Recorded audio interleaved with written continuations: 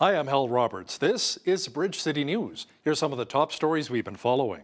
The Trudeau government announced a major cabinet shuffle.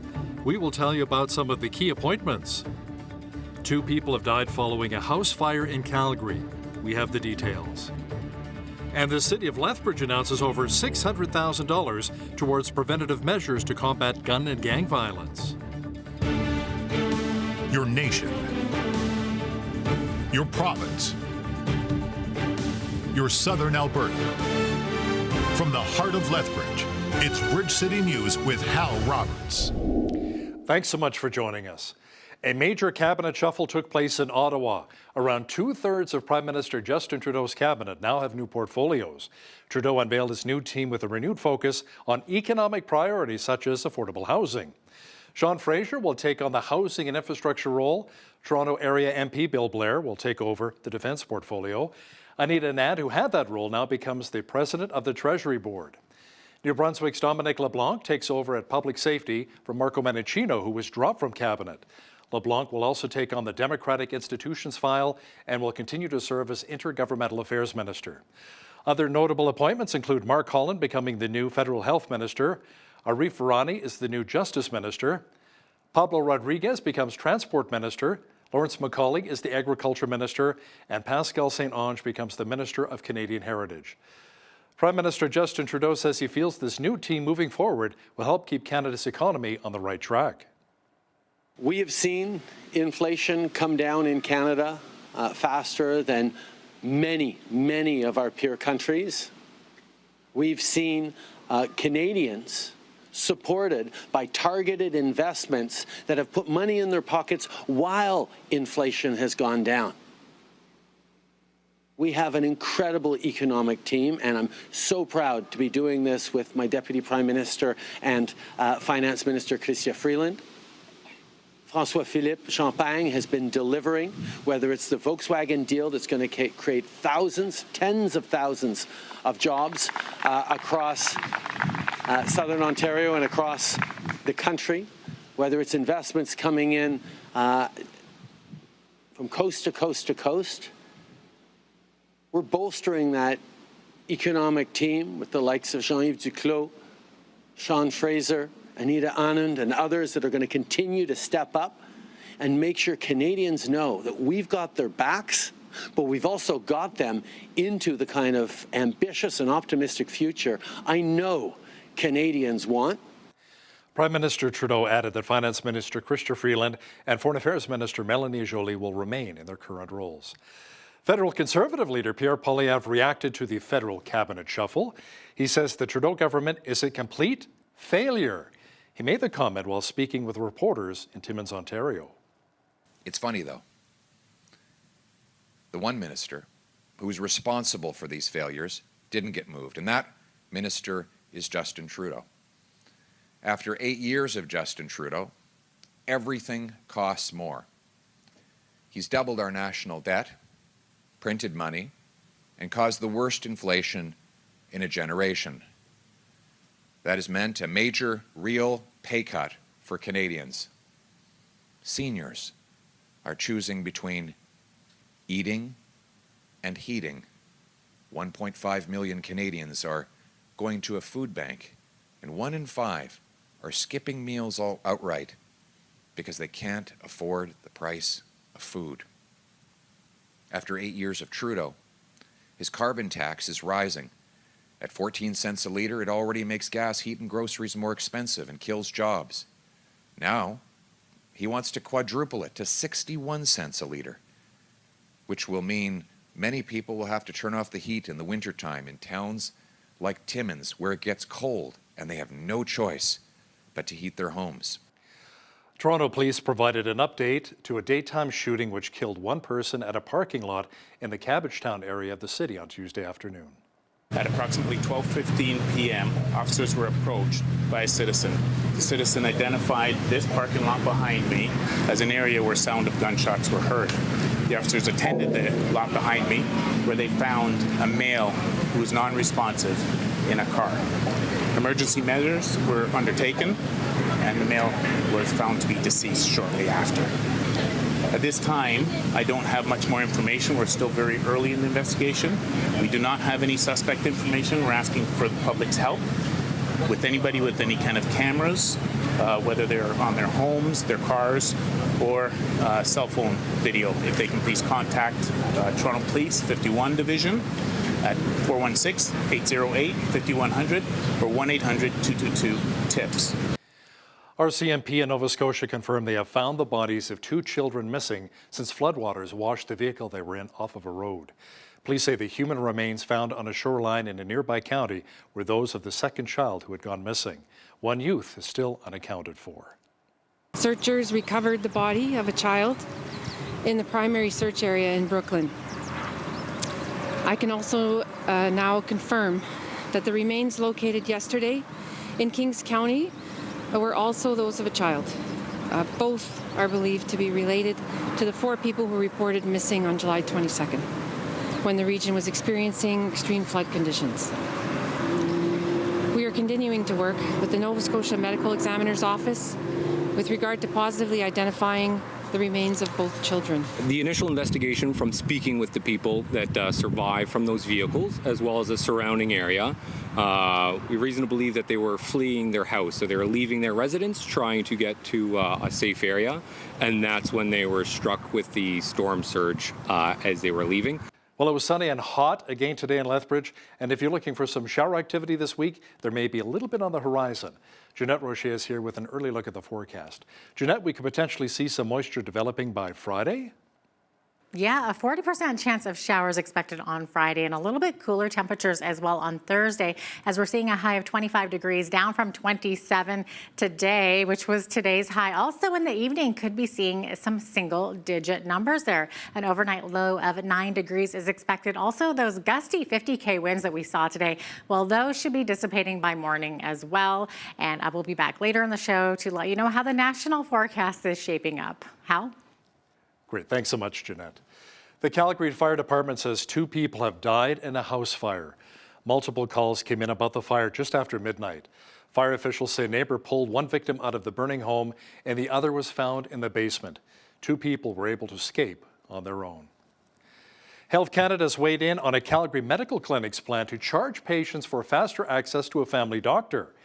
It says the Marda Loop Medical Clinic would be breaching Medicare laws and that Alberta risks losing federal health transfer money if it does not do something about it.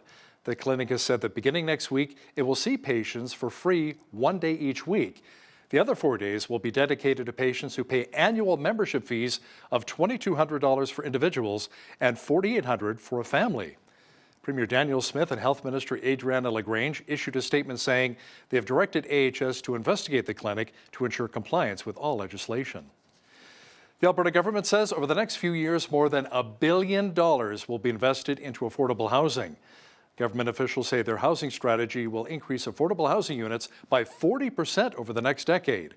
Seniors, Community and Social Services Minister Jason Nixon says the province is now welcoming the second intake of applications for the Affordable Housing Partnership Program.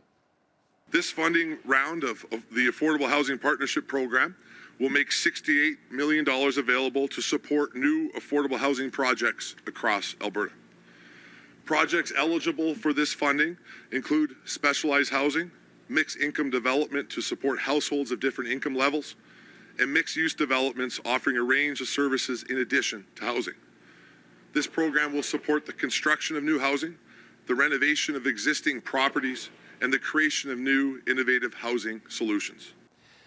Lethbridge City Council has amended a bylaw that focuses on development and zoning of land by the shelter. The executive director of the Lethbridge Soup Kitchen says he's cautiously optimistic that it will help improve the issues surrounding the homeless population here in our city. Bill Ginther says he does have some concerns, however, about the amended bylaw. It serves to effectively lump all services into one area, which I don't like, only because what we're doing is we're segregating a certain part of the population and then say you must live here, and that to me is not inclusive. What it becomes is, like in my words, a ghetto, where you push all services for homeless people into one area, and this is where you belong. Like there's no other place we want to have you, because if we try that, then somebody will be opposed. Council amended the bylaw at the July 11th meeting, and it doesn't require permits for facilities in the area to be redeveloped to better help serve our homeless population. The City of Lethbridge has received a large amount of federal funding to help combat gun and gang violence here in our city. A one-year deal worth close to $666,000 will be allocated to help address early intervention for youth in Lethbridge. Andrew Malcolm, the General Manager of Community Social Development with the city, explained how this funding could be used to help hire a clinical social worker or a psychiatric nurse with the option of extending the deal to 3 years. One of the aspects of the future year work is to look at sustainable funding.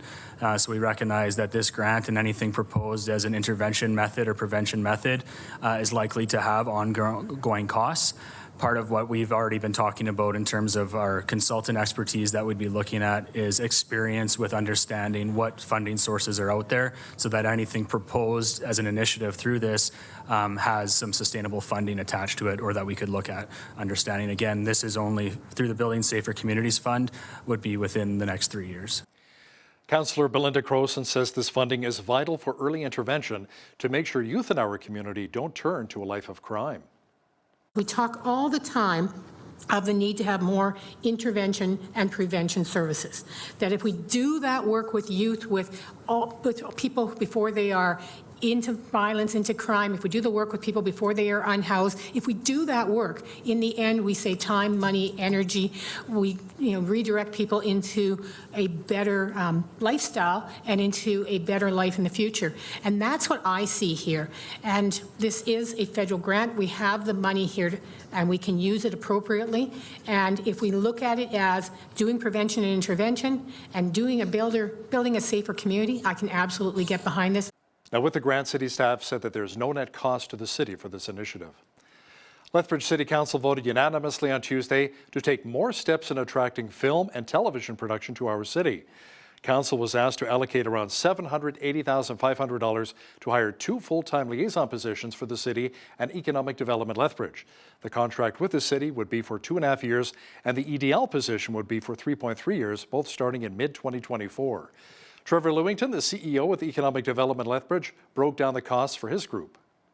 What is proposed today is a total of $461,000 and change, which actually then provides that headcount with some travel dollars, some marketing dollars. So it's obviously a very different scope than what was originally contemplated, but I do believe at least this gives us some flexibility to get some of that work done, and I'd be happy to take that back to the board for approval. Councillor Belinda Croson added that the city is looking to get into the film and television production industry to help diversify our economy. I greatly appreciate the work that EDL and administration have done to try to find the best way to meet the needs of this industry as we move into it. I know this isn't probably completely satisfactory to everything that we are looking to do, but it does provide us a way forward. It does make sure that we can create all the proper policies, paperwork, everything we need to do as we're moving into this. And I am so glad that they have worked together, come up with this, and that we're moving forward. City staff said that both positions in the report are needed if the city would like to move forward with the film permitting process. There's a piece of federal legislation which is impacting health food stores. According to Chris Robinson, nutritional consultant and co-owner of the Purple Carrot here in Lethbridge, Bill C-47 will cause serious price increases to a number of her products. Robinson says the bill adds a number of fees, and they're all adding up. We're looking at the amount of fees that are going in. They're crazy. Import fees, distribution fees, wholesale fees, site license fees, manufacturing fees, packaging fees, labeling fees. And that's just for ones already in Canada. For ones that want to come in, it's even more. And I read some examples of what it can cost companies. And so for small businesses, small manufacturing companies, and there's a lot in Canada, it could cost them anywhere from $60,000 to $200,000 annually. That's every year. And so that cost, again, that has to be, given to someone. Somebody has to pay for that. Make sure you catch the full interview with Chris Robinson from the Purple Carrot and BCN's Jeanette Rocher coming up in the second half of our broadcast. Veteran Hollywood actor Kevin Spacey was found not guilty in his criminal sexual assault trial in London following allegations from 4 men. After hearing all of the evidence and testimonies, the jury deliberated for 3 days and came back with their verdict.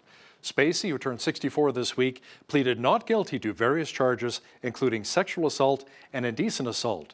The four men testified about similar encounters that involved Spacey allegedly groping them. The acts allegedly occurred between 2001 and 2013. But I would like to say that I'm enormously grateful to the jury for having taken the time to examine all of the evidence and all of the facts carefully before they reach their decision. In closing arguments, prosecutors said Spacey got away with his behavior because of his celebrity status. Spacey's defense lawyers said three of the men are liars, and he suggested jurors not convict him for making a clumsy pass at a fourth man. Some more news from the entertainment world. Singer Sinead O'Connor has died. According to People magazine, O'Connor, whose hits included Nothing Compares to You, struggled with her mental health and announced her retirement a couple of years ago. The singer's death was first reported by the Irish Times. Born in Dublin, Ireland in 1966, O'Connor was one of 5 children. Following an alleged abusive childhood, O'Connor was diagnosed with bipolar disorder and PTSD. In January of last year, she announced the death of her son Shane, one of her 4 children, shortly after he had gone missing. Sinead O'Connor gone at the age of 56.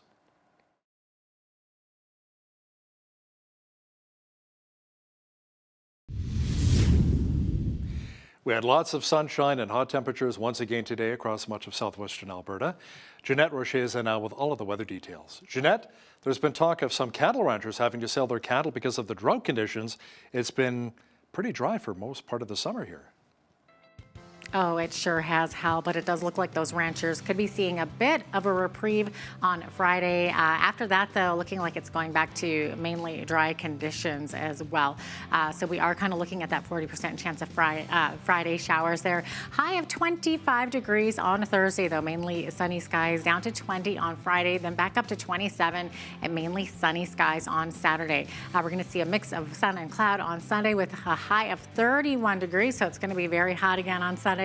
And then back to 29 and 28 on Monday and Tuesday as we round out that 7-day forecast. An average high for this time of year, 26, average low 11 rather, 36. That was our high temperature on this day. That happened back in 1984. And in 1999, we were looking at a chilly 4 degrees. Sun rose this morning at 5:53 a.m.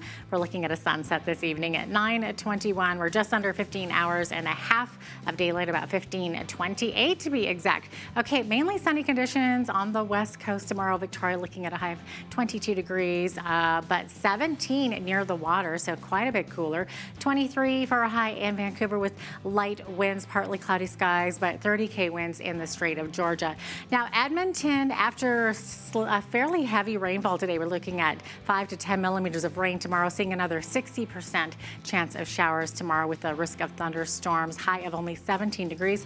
21 in Calgary expected, looking at a chance of showers as well with risk of thunderstorms. As we look to the rest of the prairies, Saskatoon also seeing a bit of precipitation there and a risk of thunderstorms, 21 for a high there. Also hazy conditions persisting throughout the rest of the prairies here. Regina seeing sunny and hazy skies there, 28 for a high, 25 in Winnipeg, looking at partly cloudy skies and a bit of haze as well. Now there's a heat warning in effect in Toronto that should be continuing through Friday with those hot, humid conditions. So the humidex values could be getting up into the high 30s, and even by Friday could see that humidex value at 40. High of 29 tomorrow on Thursday, though, and looking at a chance of showers in the morning, along with a 20 to 40 wind. 27 in Ottawa. Ottawa seeing heavy rains, 15 to 25 millimeters, and a risk of a thunderstorm there.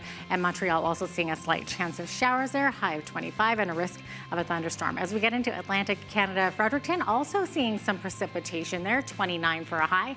Halifax also looking at a high of 29, 27 for a high in Charlottetown, mix of sun and cloud. I also should have mentioned heat warning in effect in Halifax, and that should be lasting through the next couple of days. St. John also looking at a heat warning in effect that should last until Thursday, but a little bit of reprieve, a little cooler by the coast. Same thing for Halifax there, high of 28 in St. John's. And there you have it. That is your forecast. Rogers Communications says profits are down 73% in the second quarter as its takeover of Shaw Communications closed. The telecommunications company says its net income for the second quarter was $109 million. That was down from $409 million a year ago. The profit amounted to diluted earnings of 20 cents per share. That is down from 76 cents in the previous quarter. Rogers says the declines reflect the depreciation and amortization from the assets acquired in its $26 billion merger deal with Shaw. Loblaw Companies is reporting a second quarter profit of $508 million. That's an increase of 31.3% from the same period last year, as same-store sales were up in both food and drug stores. The company says food retail sales growth was driven by a continued consumer shift to discount stores. Revenue for the 12-week period totaled $13.7 billion. That is up from $12.8 billion a year ago. Now, here's a look at today's markets. The TSX was up 10 points on the day to finish at 20,561. The Dow was up 82 points to 35,520. The S&P 500 was down just under a point today to 4566, and the Nasdaq was down 17 points to 14,127. West Texas Intermediate Oil was down 70 cents to 78.93 US per barrel. Natural gas was down a dime to 263 US. Gold was up 5 cents to 1972.12 US an ounce, and silver was up 24 cents to 24.93 US an ounce. Feed wheat is at $11.48 per bushel, barley's at $9.27, canola's at $19, and corn is at $10.19 per bushel. Live cattle were up 38 cents to 178.68, feeder cattle were up 98 cents to 244.20, and lean hogs were unchanged at 101.65. The Canadian dollar was even over the past 24 hours at 75.71 US.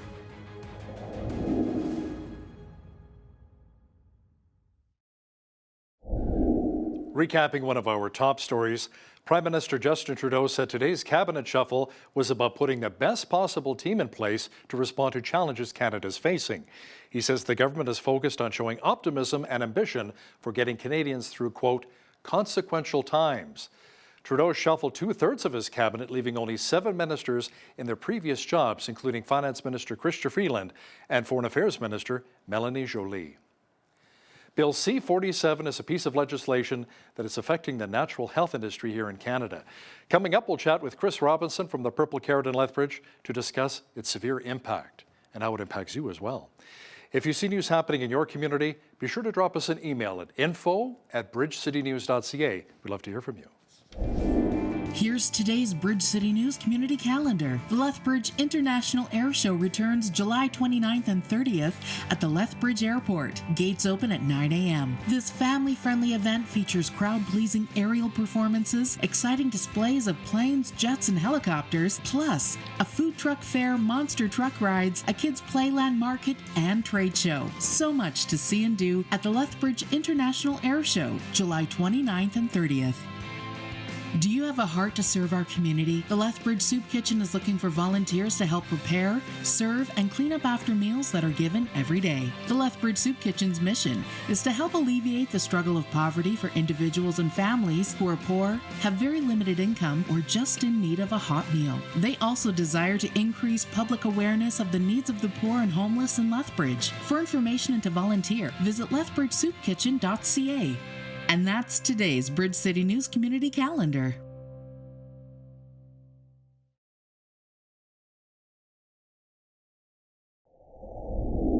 Well, many Canadians live with various health challenges and rely upon natural health supplements to provide relief or even cure certain types of conditions. But every so often, the federal government tries to put restrictions on these supplements, which can be very frustrating for health supplement providers and their clients. To discuss this in more detail, I have Chris Robinson joining me. She's a nutritional consultant and co-owner of Purple Carrot, which is a natural health shop in Lethbridge. Welcome to Bridge City News, Chris. Great to have you on today. Thanks for having me. Absolutely. Okay, so Chris, I understand that the federal bill C-47, which is a large omnibus bill that covers a lot of different stuff, also has a section that basically amends the laws concerning natural health products and gives the federal government more enforcement power. So Health Canada is saying that we need this to better safeguard public health, but there seems to be a lot of natural health stores across Canada who disagree. So what are some of your concerns? Well, the big thing is where natural health products are being put in the same category as drugs, and they're totally different. And so when you're trying to regulate two totally different things the same, it creates a lot of issues. And so there's quite a few things that are concerning, but I think the biggest thing that's going to affect people, so people watching here, is cost.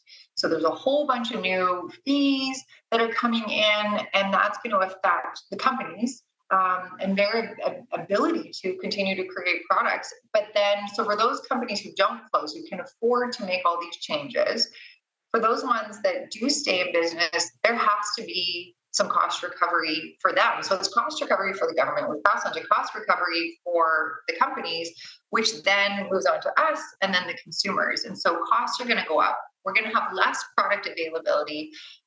So the companies that are in Canada, again, there's going to be companies that can't afford to continue to produce products. There's going to be less products coming in, so less innovation, which we want. And then there's restrictions on what I can say as a nutritional consultant or working in a health food store. And we already have a lot of regulations in Canada. There's a lot of things I can say, for instance, we cannot say this will cure that. That is illegal. We're not allowed to do that. So we already have a lot of restrictions, and they're going to be putting in even more. And so we're losing freedom of choice. We're losing freedom of expression. And so there's a lot of things that are really concerning with this. Yeah, it sounds like it. And you mentioned costs. So how likely would you say that prices will go up for consumers, and by how much would they go up, do you think? I can't imagine them not going up. I can't see a scenario in which they won't if this is allowed to continue to go through. Again, we're looking at the amount of fees that are going in. They're crazy. Import fees, distribution fees, wholesale fees, site license fees, manufacturing fees, packaging fees, labeling fees. And that's just for ones already in Canada.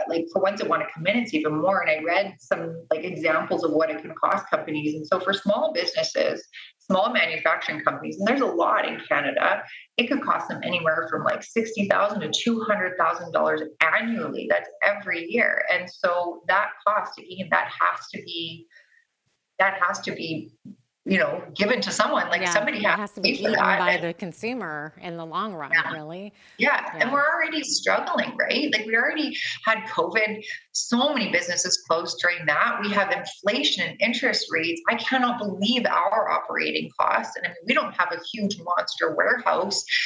Our operating costs every month are going up and up and up. Our prices, when we get our invoices in, they're going up and up and up. I hear my business partner receiving, and she's like, oh my gosh, the prices. And it's already happening. And so when this comes in, and then it makes it unattainable. Supplements are already expensive. Supplements are already a luxury item, which they shouldn't be. And they're going to be even more. So only the wealthy can buy supplements, and that's not fair. That's not what we want. Yeah, Chris, it sounds like you're joining the chorus of many a business owner with just fighting against the inflationary costs. I've never seen anything like it. I cannot believe our costs and what's happening to them.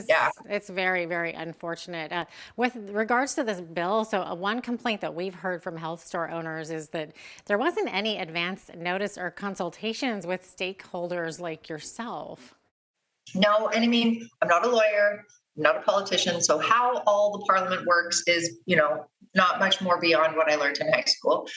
But it's my understanding that this is a budget bill, and budget bills get pushed through faster. So we only heard about it in April, and it was passed, or the first reading was April 20th. So we had we had no time to do anything before then.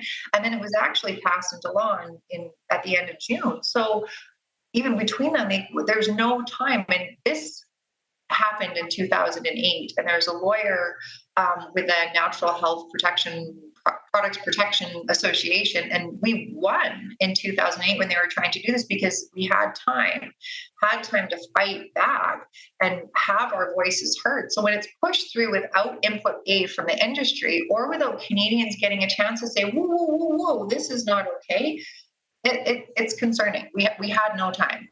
Yeah, so they kind of snuck this one in under the radar. Yeah, that's unfortunate. So, Chris, do you believe that maybe some supplements might not be available in Canada any longer if this is the case? Yeah, I don't know how that'll look. and what companies, what brands, what will, what won't. We've had a lot of people really afraid that they're not going to be able to get their products, and how quickly. It sounds like if this does go through, the actual rules sort of come into place in 2025, April of 2025. But from what I know is they're looking at the Canadian Health Food Association did sort of a brand study, and they're saying that 70% of brands figure they'll have to pull at least some product from the shelf. And it's due to, again, the claims we can make. So when health products have been regulated since 2004. And so what they can make claims, and we've been able to use traditional use as a claim. So there's so many herbs that have been used for hundreds and hundreds of years. So traditional Chinese medicine, traditional indigenous medicine, traditional herbal medicine. So you can use a claim like parsley has traditionally been used as a diuretic. But now what they're saying is you can't make that claim, or you have to have double-blind placebo studies or follow, again, the same parameters of pharmaceutical medications need to follow to have that product on the market. So you might have a totally wonderful, great, safe product that's allowed in Canada, but you don't have the money to prove this or that or the other.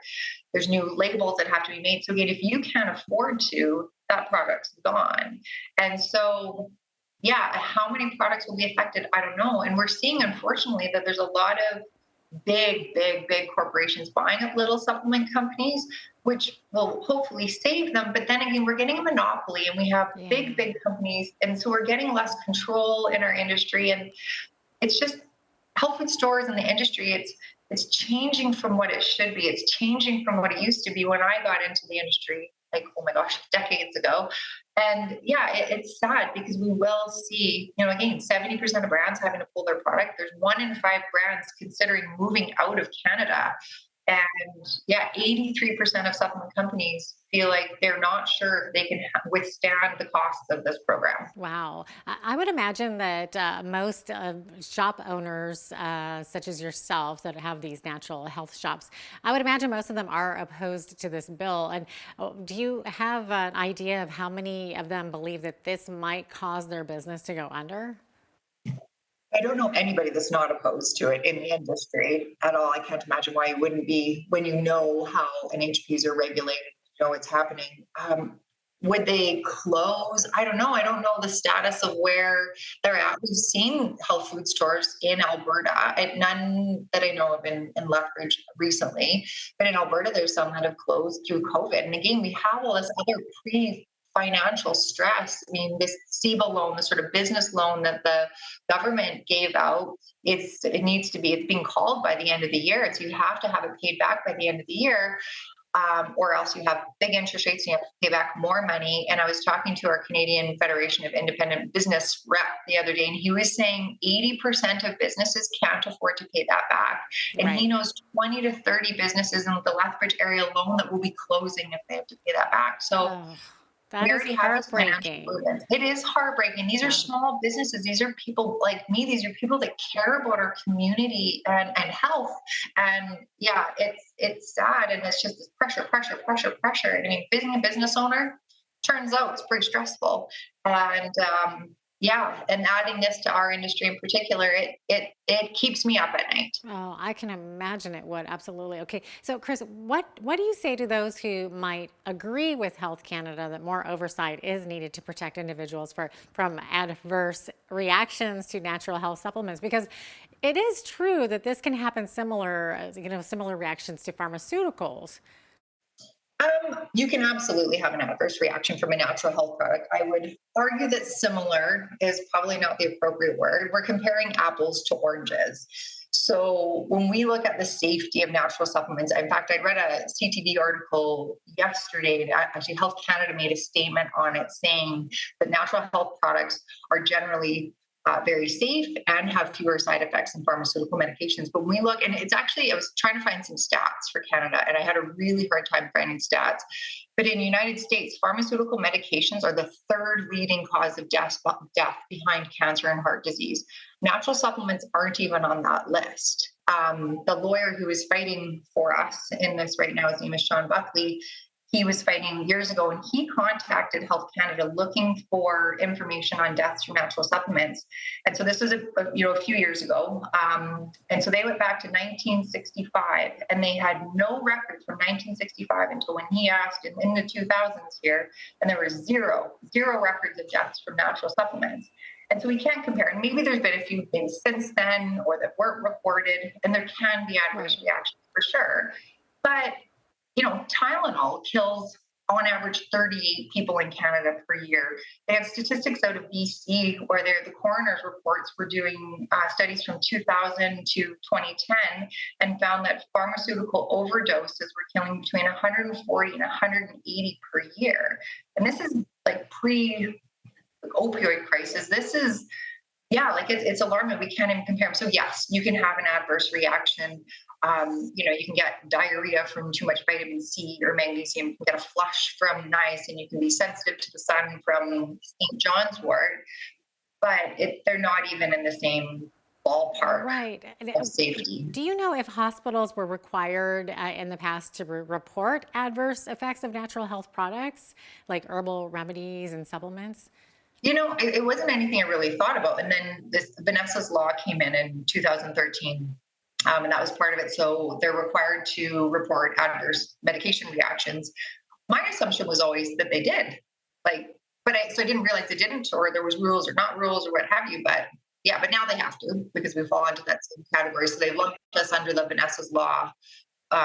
Yeah, I'm wondering if maybe that's why he couldn't find anything dating back to 1965. It seems like a no-brainer that they should report anything if that's what they're finding to be the cause of an adverse effect, right? So because it's a requirement, I believe, if they find adverse effects from pharmaceutical products. So I would think a lot of people would see that as a reasonable measure. Oh yeah, for sure. I mean, we want everybody to be safe, and as long as I think the biggest thing is as long as they're looking into why. And so Vanessa's law basically gives Health Canada the power to just be like, adverse reaction, pull that product, you're done. And sometimes that can be iffy because we don't know what it is until research is done, right? I mean, yes, we want people to be safe. If somebody dies, we definitely want to pay attention to that. But we've seen Health Canada prematurely pull product before that people needed because they're like, this is scary. And then so we're not involving court authorization. There's not due process, and we need due process. And so we've seen products pulled before, and then once it goes to the courts and all of the research and testimonials and information is provided, the courts are like, no, this product needs to be on the shelf. But in the meantime, the people that needed that for their mental health or for their heart disease, there's two cases in particular where that happened. They couldn't get it. And people died because of that, because the products were pulled from the market. And so, yes, I think it's really important that things are reported, but there needs to be court authorization. But I mean, we all want everybody to be safe. Everybody in this industry is in it because they want to help people and have people be safe. And if people are reading the labels, if they're talking to their pharmacist and making sure there's not contraindications with their supplements and medications, from a safety standpoint, I actually don't have concerns because I know how safe supplements are. Any idea how Canada compares with natural health regulations in the rest of the world? From what I've read, Health Canada is one of the most regulated in the world and has been for a long time. So there's some countries where there's zero regulation. Again, Canada wasn't even regulated until 2004. I think there's other countries that are comparable. And from what I hear, Australia is pretty close. U.S., I know I can go down to the States, and if I can't get it up here, I go down to the States and buy it because they're a little freer down there with it. But from what I understand, we're already top in the world, and historically they've used experts and research within our industry to help create that. And what's happening now is they're not coming to our industry to look for that expertise to be making the rules. The rules are for a totally other industry, which again is apples and oranges. Yeah. We're about out of time here, Chris, but really quickly, since Bill C-47 has already been passed, what can concerned viewers actually do about this now? we still have to fight. We can't give up. You need to talk to your MP to get sections 500 to 504 pulled out of the bill. So write to your MPs, write to all the MPs, write to the Minister of Health. They've tried this before, and in 2008 we won, and we won by sending letters. They were apparently wheelbarrowing letters into the Minister of Health's office. So we need to do that again. We need to bombard. I get to choose if I eat craft dinner or fast food all day or vegetables and fruit. We need to have freedom of choice. And supplements are safe. They've been proven to be safe over and over and over again. And we need to have that choice, and we have to fight. This is really, really important. Okay. Well, Chris, thanks so much for sharing your concerns on this issue. Thanks for being on the show. Yeah, thanks so much. I really appreciate the opportunity to speak to you. No, absolutely. Chris Robinson is the owner, co-owner of Purple Carrot, a Lethbridge natural health store.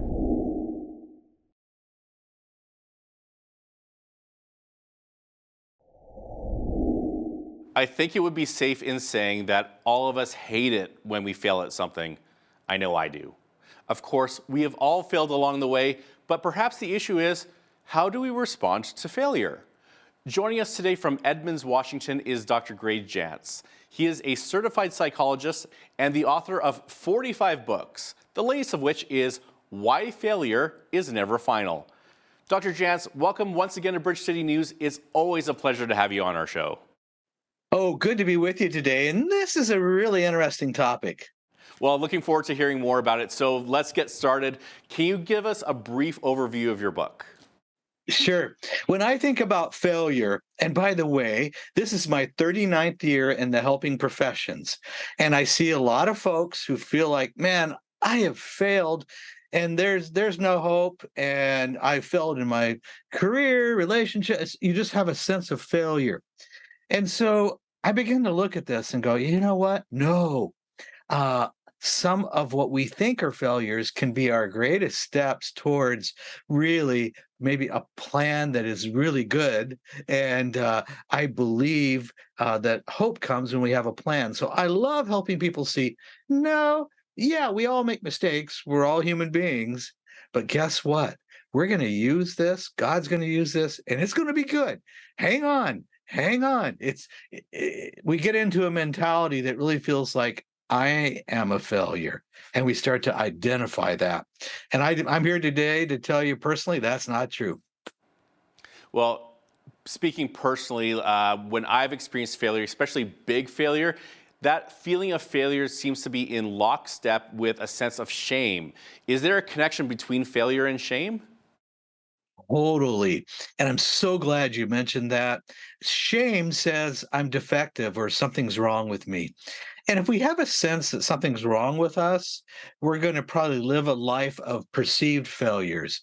We're going to make mistakes along the way, and we're going to think, well, it's just because I deserve it, or it's who I am. Because you really have been struggling. The core issue has been the shame, that sense I'm not good enough. I'm defective. And how can we learn to be refined but not defined by our failures? Okay, here we go. First of all, do a little checkpoint. Am I blaming others? If I get into a blame mode constantly, then I'm not growing. If I constantly defend everything I've done or deny it, I'm not growing. So here's what you need to look at. Am I growing, and who's in my life to keep me growing? I have to tell you, I've done some things, even business-wise and things I've been involved with. I go, what was I thinking? But when I bring the right people into the equation, I begin to see things differently. God can bring people into your life that really can help you see things differently. And look, there's a plan, and it can be good. So I really want you to hang in there, even if it's a struggling relationship. Now, you've got this great quote. It goes, how you view failure has everything to do with how you define success. Can you unpack that for us? Sure. So if I see the only way of success is maybe I gotta have certain things. I have to live a certain lifestyle. I have to have a certain amount of money. And success is something out here that's um, never really obtainable. Oh, and I tell you, I've worked with many folks who you would think, oh, yeah, success. Yes. Oh, but I've seen the inward struggle and I've seen what's really going on. And I can tell you, things are not always as they seem. So, in fact, most of the time they're not. Success has to be a sense of personal peace. There's a sense of peace. I feel successful when I'm growing, I'm accomplishing, and we all have different personality types. What may be accomplishment to one person, another person's going to go, no, that's not accomplishment to me. Look, accomplishment and a sense of waking up, having joy, having peace, and knowing that my life has purpose. That's a key part of success. Now, you say that looking at the past will inform your present and change your future. I can kind of understand that, but I want to hear what you mean by that. Sure. Well, I do need to look at my past, but I can't stay stuck in my past. Some people have that rear view approach to life. They're trying to look ahead. It's like in the car, but you're just stuck on the rear view mirror, and all you see is your past. All you see is your past, quote, failures, and you can't ever see anything different for the future. But if I can look, and there's a sense of I need to look at some things objectively, maybe I need somebody to help me with that, and look at some things from a little different vantage point. And you're going to begin to see, oh, yes. And I have to tell you, some things I learned a long time ago that I didn't think really mattered today. And part of that was even how to write a book. Okay. Okay, talk about failures. 45 books later, though. Well, but I have to tell you, my first book was terrible. Oh. I had misspellings. It was terrible. I was a book. I was so passionate about it. I'm going to get this thing published, so I published it myself, and I got way ahead of myself. And I have a box with 21 letters from publishers, 21 rejection letters. Wow. Well, that was back when we had so many publishers. So I was just sending out, somebody please like my book and publish it. So 21 failures, right? Okay, but I stayed in the game. One small publisher said, yes, we'll take it. And that particular book, Healing the Scars of Emotional Abuse, from many years ago, 1992, is still selling copies today. That book has actually over time been the biggest seller book I've ever had, Healing the Scars of Emotional Abuse. But I also had 21 rejections trying to get it published. Okay, so let's talk about failures some more because I like where we're going right now. Because we often view failure as a very negative and bad thing. If I fail at something, I'm not reaching my goal, or there's a setback, or there's a delay in me obtaining what I want out of life. Let's talk about the positive aspects of failure and how these are lessons for the future. Yes, it may teach you some things about yourself. Maybe I'm a perfectionist and I have to do everything a certain way, or what I believe to be perfect, or I'm not going to do it. So I never really do much because I don't believe I can do it perfectly. So there are people that respond that way. There are those that may have the gift of so many great ideas and they're a creative, but as far as bringing order and structure and management around an idea and creating order, that's not their gift set. So learn, what's my gifts? And what kind of people do I need in my life to surround myself with that maybe have gifts that I don't have? True success is not a one-person deal. It's a team. And you have people in your life, the word I'm going to use is that really empower you. Now, I have to tell you, it's super important. Self-care, taking care of yourself, working on issues related to both emotional health as well as physical health. You've got to look at the whole person.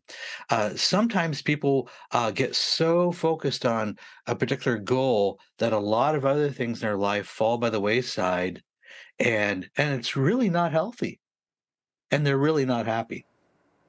You know, I read somewhere that fear and worry are interest paid in advance on something you may never own.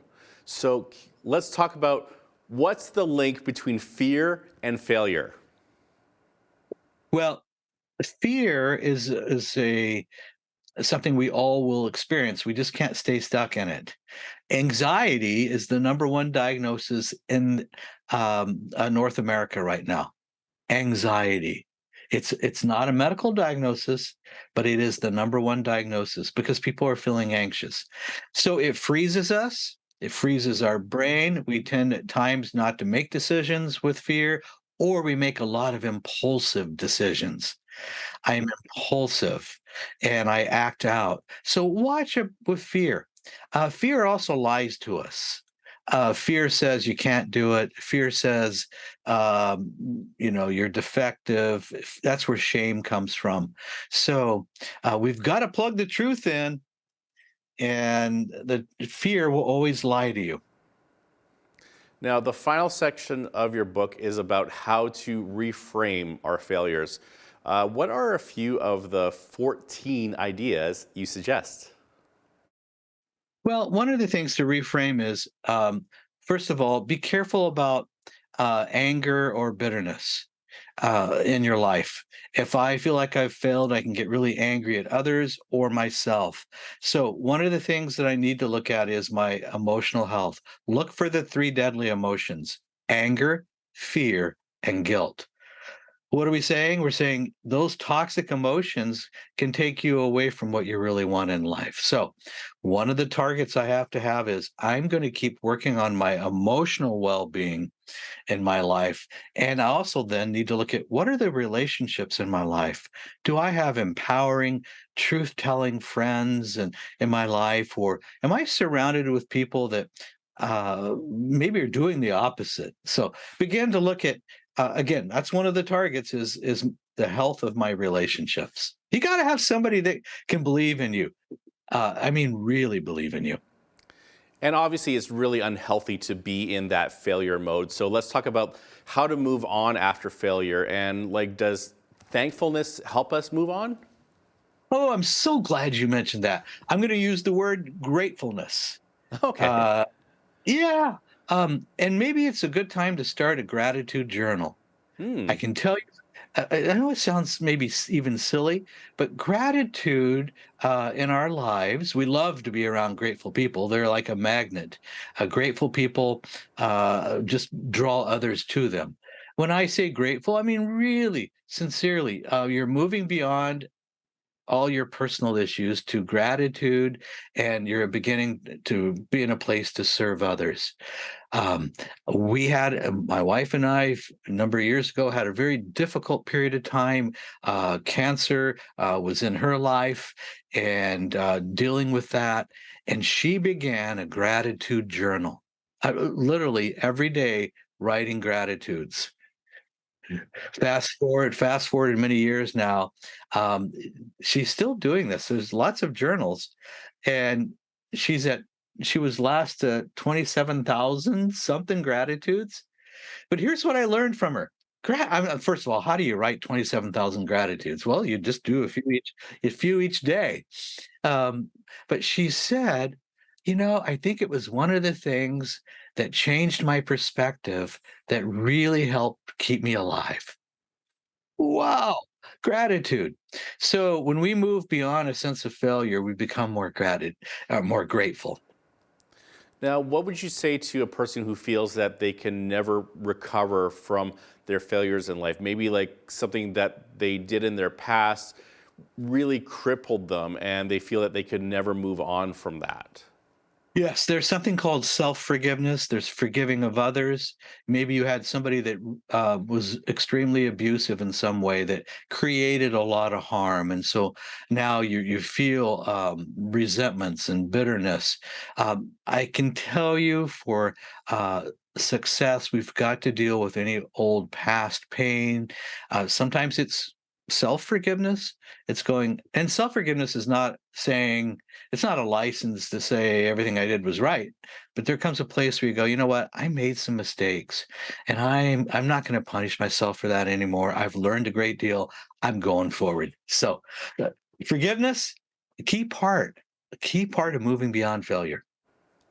Well, Greg, we're just about out of time, so thank you so much for being with us today. We really enjoyed having you on our show.